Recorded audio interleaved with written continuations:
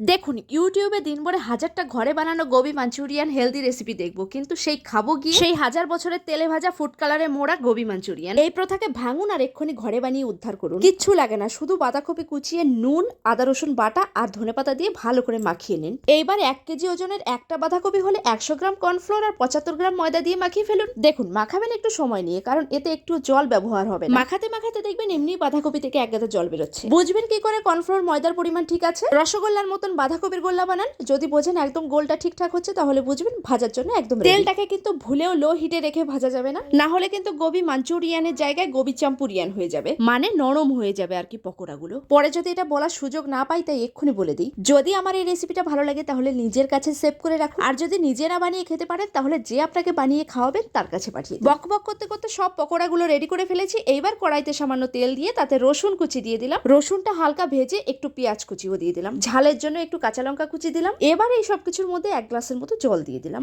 এবার কটা কুচিয়ে ধনেপাতা দিয়ে দিলাম। এবার যেগুলো না দিলেই নয়, soya sauce, tomato sauce, chilli sauce, ব্যাস এগুলোকে একসাথে ফুটিয়ে একটা বাটিতে 2 চামচ কর্নফ্লোর গুলে নিয়েছি, সেটাকেও দিয়ে দিলাম। এবার পকোড়াগুলোকে হালকা করে একটু ঝোল খাইয়ে দিই। টেস্ট করে দেখুন, যদি সসগুলো একটু কম কম মনে হয় তাহলে আবার করে দিন। এবার একটু ক্লোজ লুকে দেখাই, ভালোই হয়েছে বলুন। এবার সামান্য ধনেপাতা কুচি উপর দিয়ে ছড়িয়ে নিন, তারপরে সার্ভ করুন, ব্যাস। যদি ভালো লাগে রেসিপিটা সাবস্ক্রাইব করতে ভুলবেন না কিন্তু। ধন্যবাদ।